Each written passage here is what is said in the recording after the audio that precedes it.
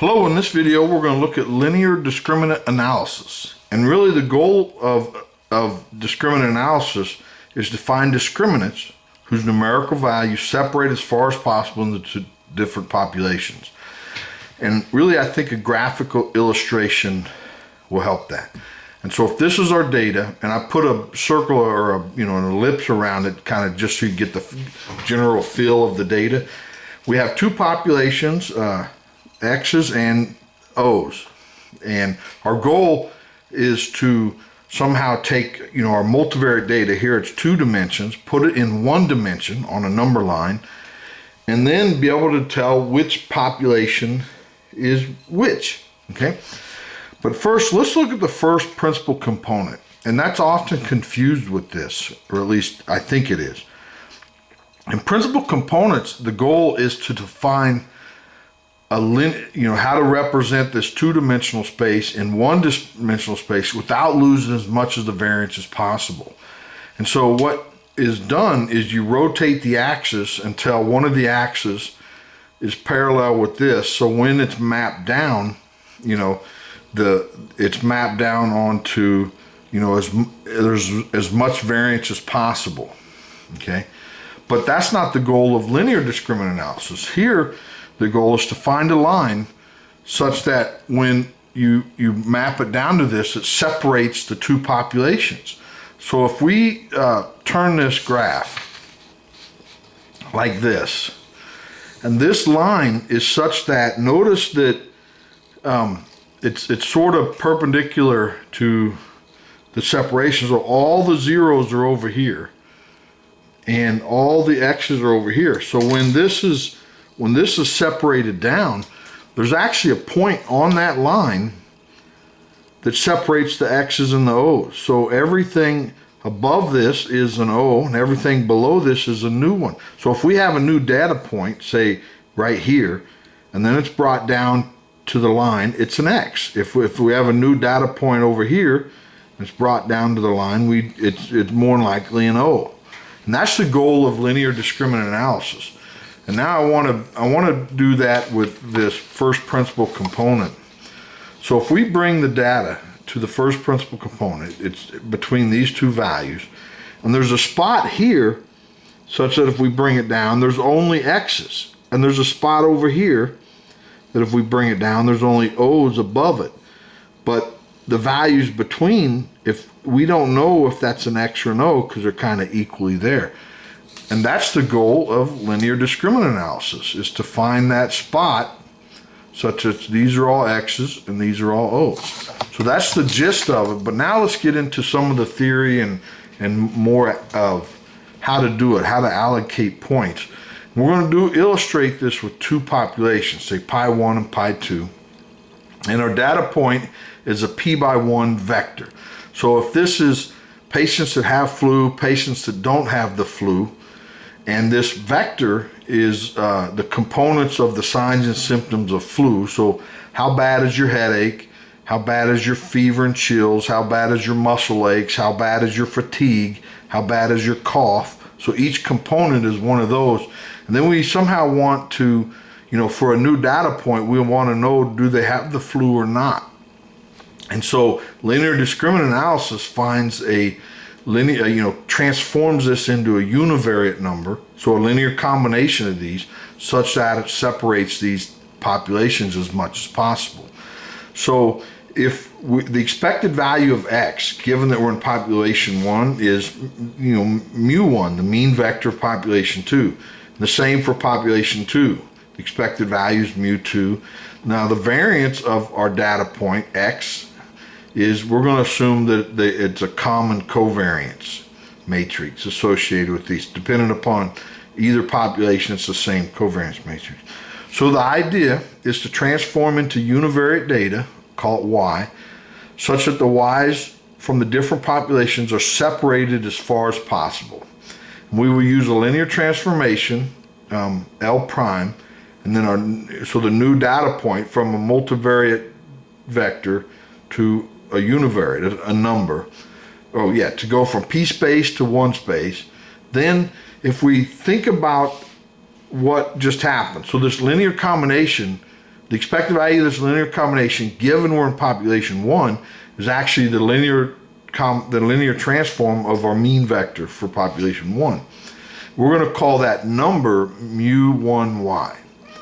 And so the same holds for population 2, where our transform data, our expected value is mu2y, and the variance associated with this linear transformation is this. So you bring it out front, you transform it out back, and this is sigma.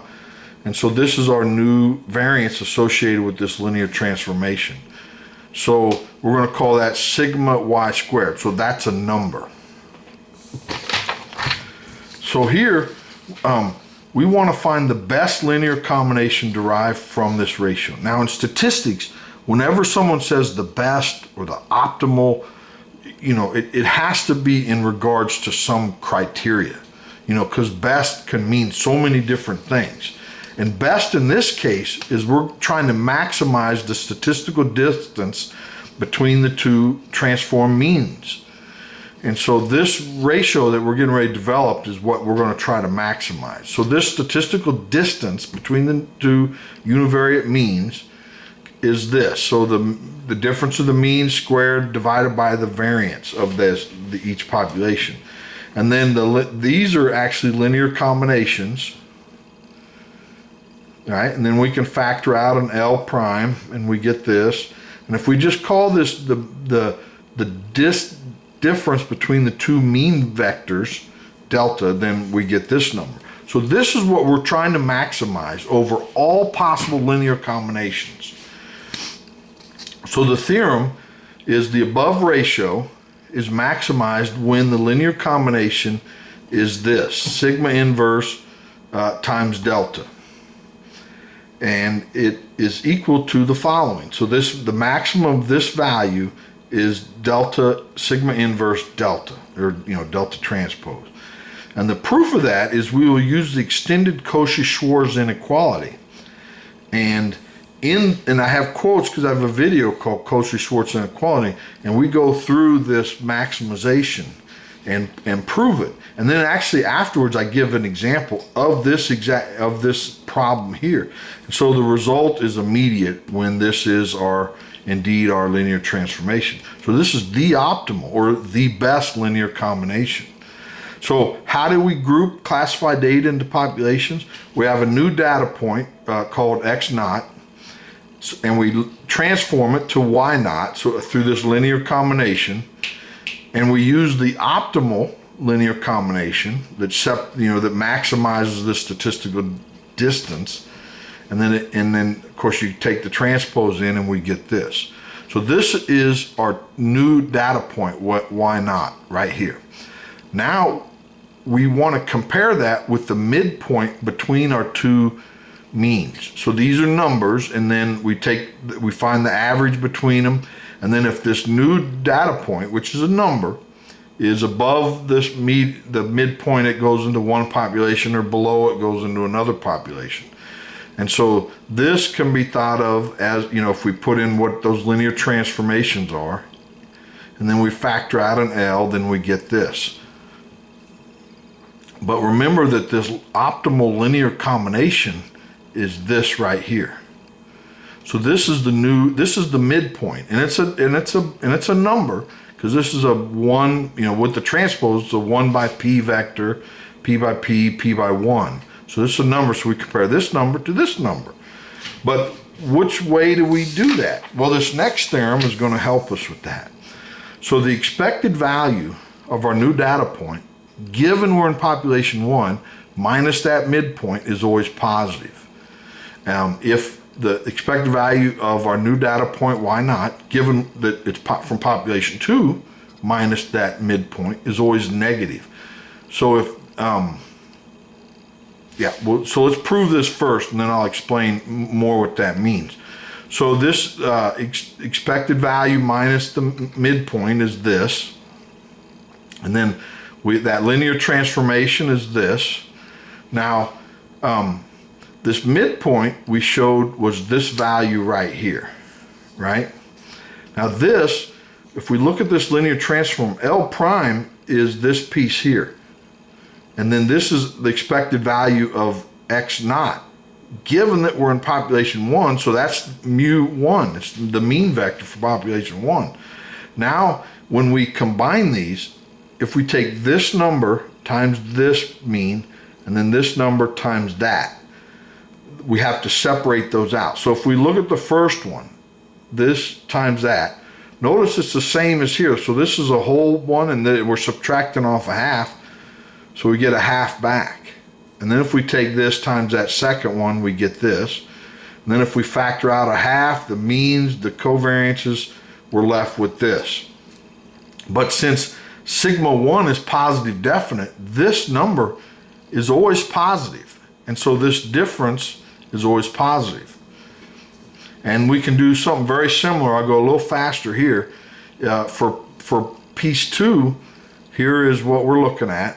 And then we expand y naught into L prime x naught. And then this is this, remember, because this piece is L, and that's the expected value of x naught given that we're in population 2, so that's mu2. And then this midpoint we determined was this. And now when we take this times that and this times this and simplify, then we get this. But since this piece is always positive, it's because sigma squared inverse is positive definite, and then we're taking it times something that's always negative, then we're always negative. And so we've proved that. So the allocation rule is this. So if our data point, so we consider our data point from population 1, if this difference is positive, or consider from population 2 if this difference is negative. And this is our allocation rule. And that's essentially linear discriminant analysis. And that's all I'm going to talk about, linear discriminant analysis, but I want to give you some things to think about if you delve into this a little deeper. And maybe in future videos we will, but not right now. So things to think about is, in practice, we don't know the population parameters, so we have to use sample moments to estimate them. So then that optimal linear transformation becomes an estimate of the optimal linear transformation. And also scaling. Scaling our transformation is I don't know if it's important, but it's helpful. So in general, this linear transformation is not quite unique because we could multiply it by a constant and it actually still maximizes that statistical distance. So to ease interpreting, we use this scaled version where the linear transformation has a norm of 1, a length of 1. And then actually then that helps us find which components are more important than the other components because they have a bigger value or a bigger negative value. So if the population variances are not equal, then this jumps into what's called quadratic discriminant analysis. And again, we're not touching upon that, but that's essentially what it is, where the assumption of equal covariance matrices between the two populations is not satisfied. So we jump into quadratic discriminant analysis. Now, more than two populations can be used in linear discriminant analysis. And there we create several linear discriminants, and we use those to separate into the different populations. Now the linear discriminants are one less than the number of populations. So with two populations, we use one linear discriminant. The cost function. Now the cost of misclassification may be different depending upon your populations. It may be much worse to misclassify into population 1 as to misclassifying into population 2. So there's ways to build in a cost function in this discriminant analysis and how we allocate new data points. Also the prevalence, if one population is rare, then when we get a new data point, you can almost assign it to the population that's not rare because you're going to be right 99% of the time. So there's ways to assign prior probabilities to this. And then also one note, I don't have a reference, I'm going on a memory from a long time ago, and that if the populations are normally distributed, actually linear discriminant analysis is better than logistic regression for two populations. Well, that's all I have for today. Hopefully you enjoyed that. I sure did. Please like the video and subscribe so you don't miss the next one. Thanks. Bye.